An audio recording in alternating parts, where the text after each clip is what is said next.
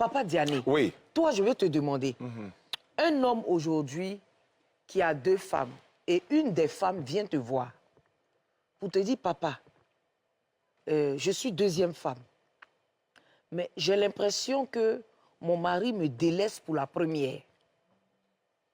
Quel conseil tu peux lui donner? Là, c'est la 2e femme maintenant qui vient en pleurs. Son mari la maltraite par rapport à la première. Quand c'est dans ce cas-là, on appelle le mari, on le met en face de la réalité des textes du Coran. Voilà ce que le Coran dit. Tu es en train d'enfreindre les lois de l'islam. C'est parce que l'islam dit, voilà. Tu dois revenir ce que le Coran dit.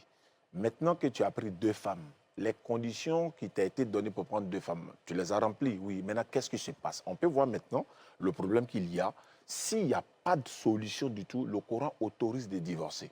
En islam, on peut divorcer. La dame peut demander le divorce. Est-ce que la femme peut demander le divorce en islam? La femme peut demander le divorce, il n'y a pas de problème. Elle remplit les critères. Et comme l'homme de Dieu le disait tout à l'heure, moi j'ai compris que comme c'est une affaire de société, mais dans la même société, comme vous l'avez dit, il peut avoir des copines, comme vous appelez concubines, mais c'est go quand même. C'est-à-dire qu'il a sa femme et puis il a sa go. C'est ça l'islam dit non. Parce que ça c'est un péché. Vous savez, c'est biblique ça. Tu ne commettras point d'adultère. Mais go même, c'est un péché. Oui, mais c'est ce que je suis en train de dire. On parle de la même chose. Oui. On n'a pas permis que quelqu'un ait sa go. Au lieu d'avoir go là, il faut la rendre femme en même temps. On peut pas gérer 2 femmes. Non, on n'a pas dit de les aimer. Pour un bandit, il peut avoir des go. Nous qui ne sommes pas bandits, on n'en a pas. Voilà, maintenant, on se comprend pas. C'est ce que je suis en train de dire. Donc, la femme vient avec son problème. On trouve la solution conformément à l'islam. C'est que l'islam dit. S'il n'y a pas de solution, elle a le droit de divorcer. Elle a le droit. Surah 65 le dit, la Surah du divorce.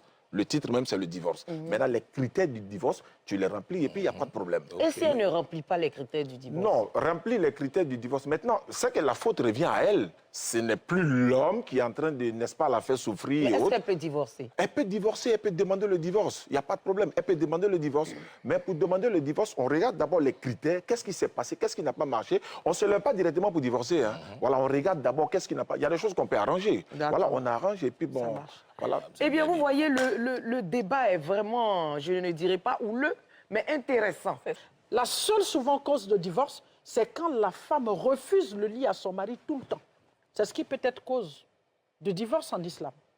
C'est-à-dire dire à son mari, refuser de coucher à son mari pendant 1 an, 2 ans, 3 ans, juste par plaisir.